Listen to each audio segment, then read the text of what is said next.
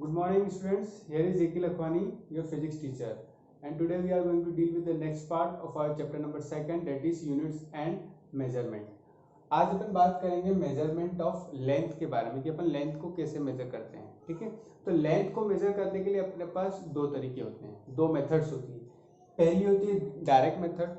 Direct method में अपन किन किन चीज़ों का यूज़ करते हैं, मीटर स्केल का यूज़ करते हैं, vernier callipers, screw gauge, spherometer, इन सब चीज़ों का यूज़ करते हैं। ठीक है, डायरेक्ट मेजरमेंट मतलब क्या होता है, डायरेक्टली अपन ने मेजर कर दिया। जैसे मेरे को बोला गया है कि मार्कर है, इस मार्कर की लेंथ मेजर करना, तो मैं क्या करूँगा, डायरेक्ट एक मीटर स्केल लूंगा, एक दोनों एंड पे रखूंगा और क्या करूंगा, मैं इसकी लेंथ को मेजर कर दूंगा। ठीक है, तो ऐसे vernier calliper, screw gauge, spherometer, ठीक है, ये जो चीजें हैं ना अपने पास, vernier calliper, screw gauge, spherometer, इनके अपन को आने वाले टाइम में कुछ प्रैक्टिकल्स भी अपन इनके करेंगे। ठीक है, ये अपने प्रैक्टिकल पार्ट में इंक्लूडेड है। नेक्स्ट मेथड आती है अपने पास इनडायरेक्ट मेथड। ठीक है, इनडायरेक्ट मेथड में अपने पास कौन सी मेथड आती है, पैरेलैक्स मेथड। ठीक है, अब इनडायरेक्ट मेथड अपन कहाँ पे यूज करते हैं, जहाँ पे अपन को बहुत ही लार्ज डिस्टेंस को अपन को मेजर करना हो। ठीक है, जैसे मैंने बोल दिया कि जैसे मेरे को अर्थ से किसी एक स्टार का डिस्टेंस को मेजर करना है। ठीक है, तो वहां पे तो मैं मीटर स्केल नहीं ले जाऊंगा कि अर्थ से वहां तक मीटर स्केल ले जाऊंगा मैं उस स्टार तक। तो वहां पे अपन क्या करते हैं, पैरेलैक्स मेथड का यूज करते हैं। ठीक है, पैरेलैक्स मेथड में क्या होता है, यूं मान लीजिए कि जैसे अपन क्या करते हैं कि ये एक पॉइंट है। ठीक है, अब सबसे पहले अपन देखते हैं कि पैरेलैक्स एक्चुअली होता क्या है ना, उसके बाद अपन मेथड पे आते हैं। तो मान लीजिए ये एक पॉइंट है। ठीक है, इस पॉइंट को आप क्या कीजिए, देखने की कोशिश कीजिए, या पॉइंट भी छोड़िए, आपने क्या किया, आपको घर में प्रैक्टिकल खुद करना है, आपको एक कैंडल लेना है। ठीक है, कैंडल ले सकते हैं, इसके अलावा और भी कोई सा एक ऑब्जेक्ट ले सकते हैं। ठीक है, इसको आपने रख दिया। अब इसके सामने आपको क्या करना है, बैठना है। ठीक है, स्टेशनरी बैठ जाना है। अब आपको क्या करना है, एक बार इसको आपको व्यू करना है, अपनी लेफ्ट आई को क्लोज कर देना, मतलब एक बार मैंने ये वाली आई क्लोज कर दी और फिर इसकी पोजीशन देखना है। फिर क्या करना है, मेरे को अपनी ये वाली आई क्लोज करना है, फिर इसकी पोजीशन देखना है। ठीक है, एक बार लेफ्ट आई को क्लोज करेंगे, एक बार राइट आई को क्लोज करेंगे, और फिर दोनों केस में क्या करेंगे, अपन इसकी पोजीशन को व्यू करेंगे। ठीक है, तो अपन क्या देखते हैं, अपन ये देखेंगे कि जैसे ही अपन आईज को चेंज कर रहे हैं तो अपन को ये दिखेगा कि ये जो इस कैंडल है, इस कैंडल की भी पोजीशन क्या हो रही है, चेंज हो रही है। ठीक है, तो ऐसा क्यों होता है, क्योंकि अपनी जो दोनों आईज रहती है, इन दोनों के बीच में क्या रहता है, डिस्टेंस रहता है, और डिस्टेंस रहता है तो ये क्या करती है, ये जो भी ऑब्जेक्ट है इसके साथ अलग अलग एंगल बनाती है। ठीक है, और इसी को अपन क्या बोलते हैं, पैरेलैक्स बोलते हैं। ठीक है, तो पैरेलैक्स क्या बोलते हैं, पहले तो अपन पैरेलैक्स की डेफिनेशन लिख देते हैं। क्या होता है पैरेलैक्स, पैरेलैक्स, ठीक है, पैरेलैक्स क्या होता है, the apparent change in position of an object when viewed from different angles। ठीक है, यहाँ पे अपना एंगल चेंज हो रहा था, जब अपन अलग अलग एंगल से किसी भी ऑब्जेक्ट को देखते हैं तो उसकी पोजीशन क्या हो जाती है, चेंज हो जाती है, और इसी को अपन क्या बोलते हैं, पैरेलैक्स बोलते हैं। ठीक है, तो डेफिनेशन आपने नोट कर दी। अब अपन समझते हैं कि पैरेलैक्स मेथड क्या होती है, किस तरीके से अपन यूज करते हैं। तो मान लीजिए कि एक ये पॉइंट है।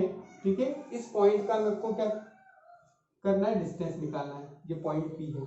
ठीक है, ये मैंने क्या किया, एक बार इस पॉइंट को मैंने ऑब्जर्व किया इस ए पॉइंट से, और एक बार मैंने कहां से ऑब्जर्व किया, इसे बी पॉइंट से ऑब्जर्व किया। ठीक है, ये एक बार ए से ऑब्जर्व किया, एक बार मैंने क्या किया, बी से ऑब्जर्व किया।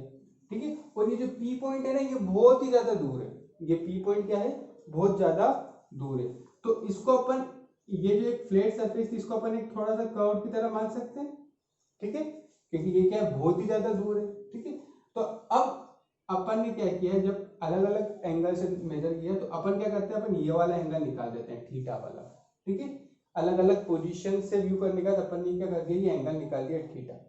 ठीक है, अब क्या है, अब अपन को पता है कि कोई भी अगर स्फीयर होता है, ठीक है, तो यहां से अगर इसका सेंटर लेते हैं, ये अपना एक अगर आर्क बन रही है, तो ये अगर एंगल थीटा है, ठीक है, तो थीटा क्या होता है, theta is equal to length of arc by radius, ठीक है, length of arc by radius. अब मान लीजिए ये जो डिस्टेंस है ना, इस डिस्टेंस को मान लेता हूं मैं कि ये बी डिस्टेंस है, ठीक है, और ये कितना डिस्टेंस है, ये डिस्टेंस है डी। ये क्या है, ये बहुत ज्यादा पास में, यहाँ पे अपन को लग रहा है कि ये इक्वल लग रहे हैं, लेकिन ये बहुत ज्यादा पास में और ये पी पॉइंट है ना बहुत ही ज्यादा दूर है, ठीक है। तो इसको मान लिया मैंने बी डिस्टेंस है और ये मान लिया मैंने कितना डिस्टेंस है बी। तो थीटा क्या हो जाएगा यहाँ से अपने पास, थीटा हो जाएगा length of arc that is B और ये अपना हो जाएगा डी, ठीक है। तो अपन को यही चीज निकालना है डी, यहाँ से अपना डी अपन निकालेंगे तो डी क्या आ जाएगा अपना बी बाय थीटा। तो इस तरीके से अपन लार्ज डिस्टेंस निकाल सकते हैं। आया समझ में? अब ये एंगल अपन कैसे निकालते हैं वो भी अपन देखेंगे। सबसे पहले ये जो मैंने बी बोला बेसिस, ये बेसिस क्या होता है, ये भी इसकी भी आप डेफिनेशन लिख दीजिए कि बेसिस क्या होता है, ठीक है। तो बेसिस लिख देता हूं मैं। बेसिस की डेफिनेशन क्या होती है, बेसिस क्या होता है, it is the distance between two observation point, दो ऑब्जर्वेशन पॉइंट के बीच की जो डिस्टेंस होती है उसे अपन बेसिस बोलते हैं। एक पॉइंट यहाँ था, यहाँ से ऑब्जर्व किया, एक यहाँ था, यहाँ से ऑब्जर्व किया, तो ये हो गई अपनी बेसिस। अब एक डाउट ये आ रहा होगा कि सर ये एंगल अपन ने कैसे निकाल लिया थीटा, ये थीटा कैसे आएगा, ये तो बहुत दूर की बात करें, अपन स्टार की बात करेंगे, अर्थ पे थे अपन, अर्थ पे अपन दो पोजीशन से चेक किया, लेकिन अब ये तो स्टार, तो ये एंगल अपन ने कैसे निकाला वो अपन देखते हैं, ठीक है।